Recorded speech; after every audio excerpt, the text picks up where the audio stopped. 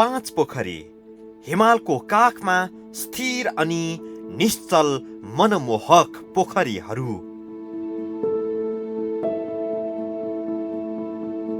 अर्थात् 5 पोखरी। खासै प्रचार नभएको, खासै ध्यान नपुगेको, तर खास अनुपम प्रकृति अनि खास पोखरीहरूको पनि पोखरी। शब्दहरूलाई नै मुस्किल छ यी पोखरीहरूको सम्बोधन गर्न। आँखाहरूलाई पनि मुस्किल छ यी पोखरीहरूको आनन्द लिन।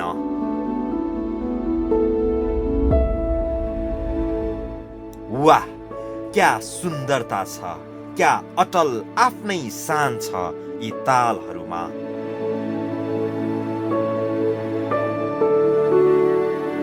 हामी यसपटक सोलुखुम्बुमा रहेको यही 5 पोखरी पुगेका छौँ। बडो मेहनत, बडो उल्लास र इच्छाले हामीलाई यहाँ पुर्यायो। आउनुहोस्, तपाईलाई दृश्य र शब्दहरूको सारथीमा 5 पोखरीको आनन्द दिलाउनेछौँ।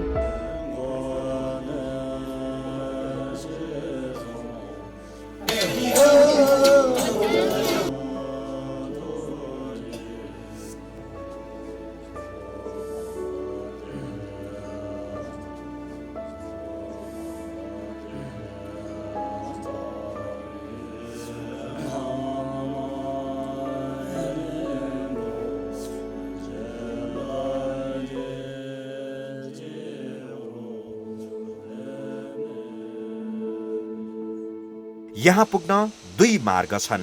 हवाई मार्ग प्रयोग गरी लुक्ला हुँदै मेरापिक क्षेत्रको हिमाली पदमार्ग र अर्को सडक मार्ग सदरमुकाम सल्लेरी नजिकैबाट नेले हुँदै सोताङ बुङबाट 5 पोखरीसम्म पुग्न सकिन्छ।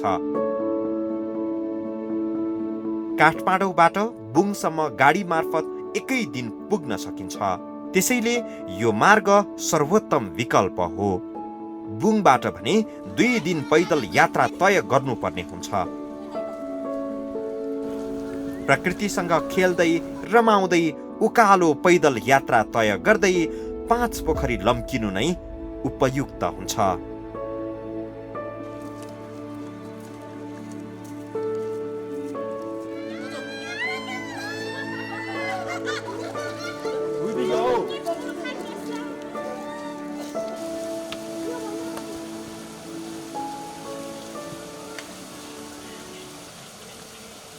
पाँच पोखरीमा विशेष गरी नागपञ्चमी र जनै पूर्णिमामा ठूलो मेला लाग्ने गर्दछ।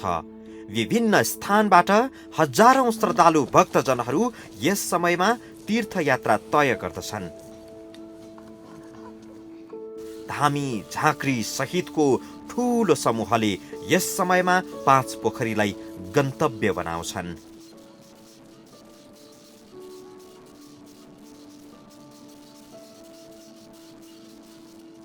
महाकुलुङ गाउँपालिकाको केन्द्र समेत रहेको बुङबाट छारा खर्कसम्म दोस्रो दिनको यात्रा पूरा गर्न सकिन्छ। किराँती समुदायको कुलुङ सम्प्रदायको बाहुल्यता रहेको महाकुलुङका स्थानीयले 5 पोखरीलाई आफ्नो भाषा र संस्कृतिसँग पनि लोभ लाग्दो साइनो गाँसेका छन्। भोलिपल्ट 5 पोखरीका लागि बिहानै तेस्रो दिनको यात्रा तय गर्न सकिन्छ। त्यसै गरी 5 पोखरीलाई भेट्ने लक्ष्य सहित यात्रीहरू उकालो लाग्दछन्। हिलाम्य र साँघुरा गोरेटो बाटोहरूलाई यसै वर्ष फराकिलो र व्यवस्थित गराइएको छ। महाकुलुङ गाउँपालिकाले 50 लाख रुपैयाँ खर्च गरेर 5 पोखरीसम्मै ठाउँ ठाउँमा सोइलिङ गरेर गजबको बाटो निर्माण गरिदिएका छन्। जति उकालो चढ्यो उति आनन्दका पलहरू सङ्गालिँदै जान्छन्। केही बेर अघि गगनचुम्बी लाग्ने टाढा टाढाका पहाडहरू पनि अब त होचा होचा लाग्न थाल्दो रहेछ।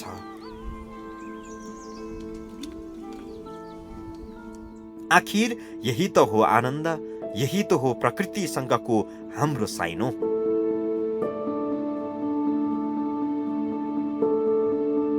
ठाउँ ठाउँका केही होटल अनि सामान्य लजहरूको सुविधा छ।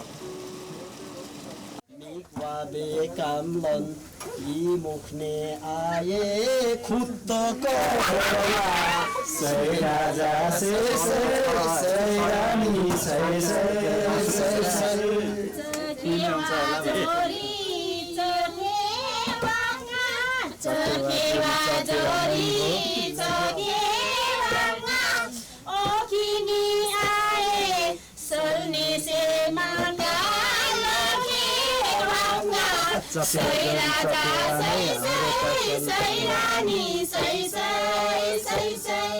आम्मी पापाचा तेताचा निवा उतो सारा है आम्मी सानिवा लाइफ छोची आम्मी लेचा निवा सै राजा सै रानी सै खोलुवा साबुन खोलुवा साबुन खोलनु अन्नी दायाबी खोलोङा आए ओलनु सै राजा सै रानी सै नाम्चा नपुग्ने मोरो छिके नाम्चा नपुग्ने मोरो छिके तुम खपा आए ऐसे कलेबी संयोग आखोलों ओलोनु दे सै राजा सै रानी सै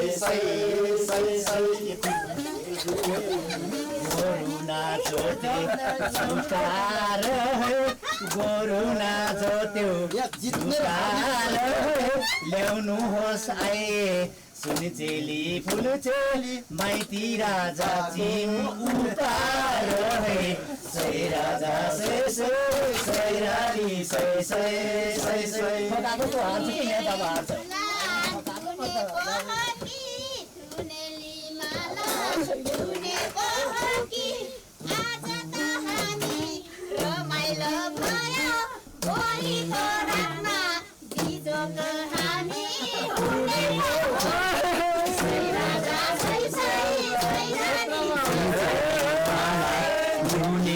छैन दुन्छरी माला छैन बोलीको दिलमा पनि सुनचेली फुलचेली बिजोको आए हुने छैन सै राजा सै रानी सै चोलेम हुँदै थप उकालो लाग्दा बिर्सनै नसक्ने उकालो भेटिन्छ। हुरहुरे उकालो, सबैलाई अत्याउने हुरहुरे चढ्न करिब 3 घण्टा लाग्छ। त्यसको चुचुरोमा पुगेर देखिने प्रकृतिका अनुपम छट्टाहरू भने हामीले हेर्न पाएनौं। र पनि यात्रीहरू बाक्लो हुस्सु र कुहिरो भित्रै नाच्न, गाउन र रमाउन थाले। हुरहुरे उकालो सकिएपछि कोङ्केलु छो पुगिन्छ, जुन यो यात्राकै सबैभन्दा अग्लो भूमि हो। कोङ्केलु छो, सिलिछो, बुर्कुछो जस्ता यहाँका अग्ला चुचुराहरूको नाम लिएर यहाँका बुढापाकाहरूले यस्तै सफलताको अग्लो शिखर चुम्नु भन्दै युवा अनि भावी पुस्ताहरूलाई आशिष दिने गर्दछन्।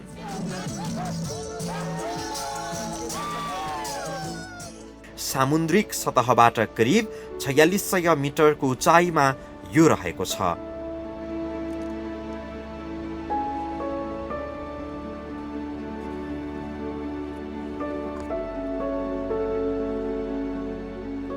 त्यसपछि 5 पोखरी पुग्न सकिन्छ।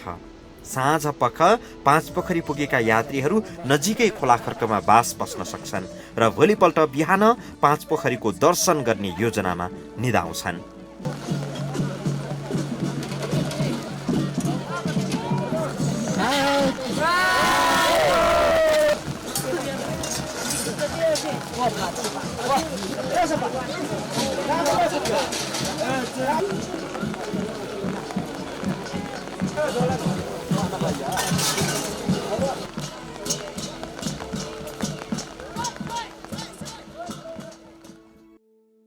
वाह, साँच्चीकै स्वर्गको मूल द्वारमा प्रवेश गरे झैं। 2 दिनको रमाइलो पदयात्रापछि तेस्रो दिन 5 पोखरीलाई आँखामा सजाउँदा हिजोका थकाइहरू क्षणभरमै दूर हुँदो रहेछ।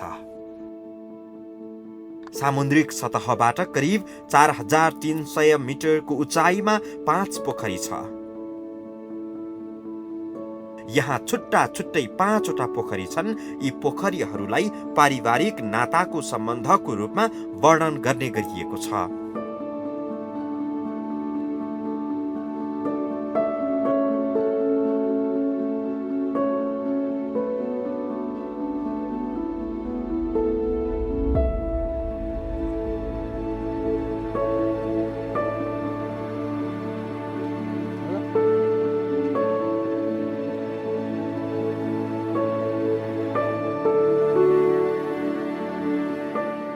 यी तालहरूमध्ये सिरानमा रहेको सबैभन्दा ठुलो पोखरीलाई बुबा पोखरीको रूपमा पुज्ने गरिन्छ।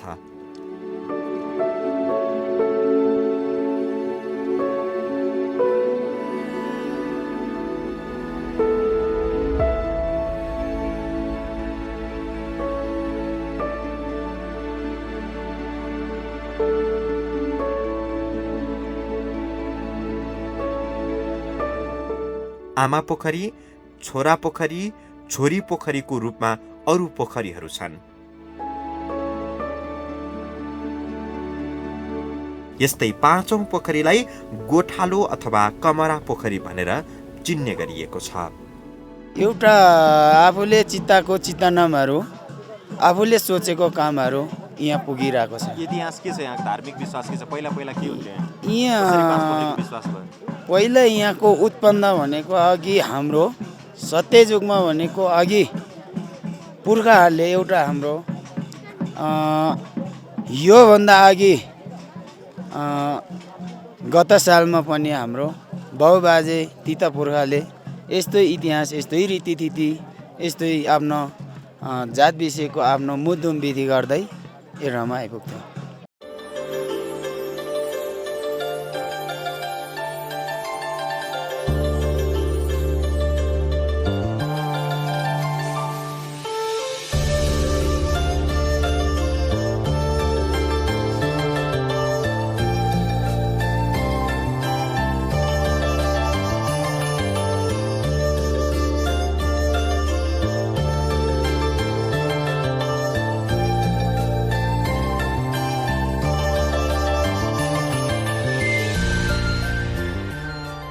कुण्डमा पुगेर धामी, झाँक्री र भक्तहरूले मनोकामना पूराका लागि प्रार्थना गर्दछन्।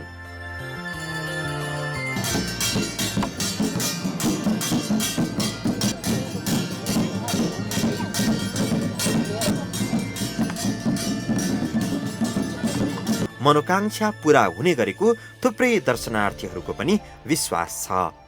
यहाँ चाहिँ अब हामीले अब धार्मिक आस्थाको हिसाबले अब जे कुरो चाहिँ हामीले माग्यो, भर माग्यो त्यही कुरो चाहिँ पाइन्छ। र यहाँनिर अब आमा छोरी छोराहरूको चाहिँ एउटा पहिला पुरापूर्व कालमै अब यही लोभ भएर यहाँबाट चाहिँ अब त्यो एउटा देवता उत्पत्त भएको थियो अरे। त्यसपछि यो चाहिँ हामीले मानि आएपछि र यिनीहरूलाई चाहिँ यहाँ चाहिँ आएर हामीले पनि दर्शन गरेपछि, पूजा गरेपछि चाहिँ पूजा अर्चना गरेपछि चाहिँ हाम्रो चाहिँ अब जे मनले चाहेको मनोआकाङ्क्षा चाहिँ पूरा हुन्छ भन्ने धार्मिक विश्वास छ। पदमार्ग स्तरोन्नतिले यहाँ पुग्ने दर्शनार्थीहरूलाई ठूलो सहजता सिर्जना गरेको छ। यो पटक हाम्रो 3900 मिटर, चौडाइ 5 मिटर, लम्बाइ 39 मिटर बनाएको छ। एकदम महत्त्वपूर्ण ठाउँ हो यो। हाम्रो पर्वकालदेखि चाहिँ यहाँ अब सबै हाम्रो पुर्खाहरूले मानिल्याएको होइन, विश्वास गरिल्याएको एउटा पवित्र जलमध्येको एउटा स्थल हो। त्यसैले यहाँ यो प्रायःजसो तपाईँको भाद्र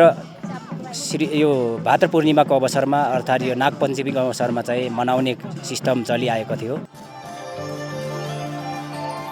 5 पोखरी महाकुलुङ गाउँपालिकाकै सर्वाधिक प्राथमिकतामा रहेको पर्यटकीय क्षेत्र हो।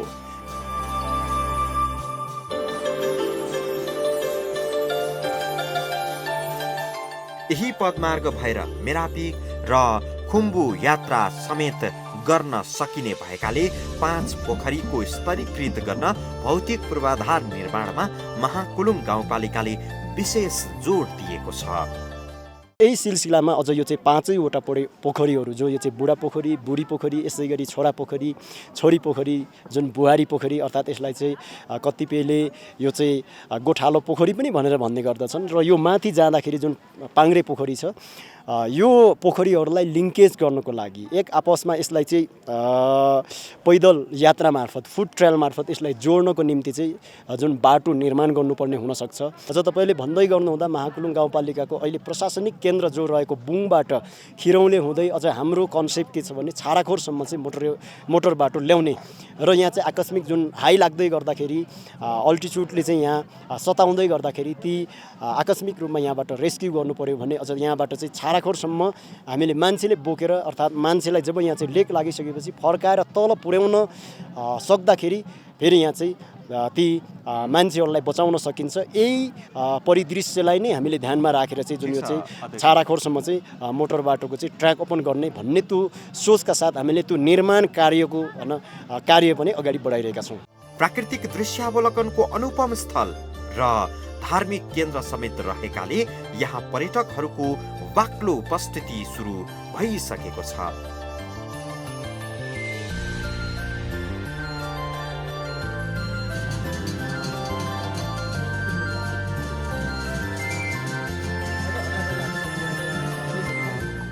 सडक मार्गको सुविधाले यहाँ जाने पर्यटकहरूलाई तान्न थालेको देखिन्छ।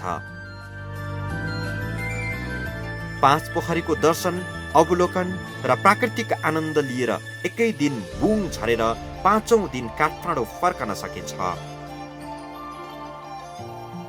फागुन, चैत, वैशाख अनि असोज, कार्तिक र मङ्सिर महिना यहाँ घुम्न जानको लागि विशेष अनुकूल समय हो।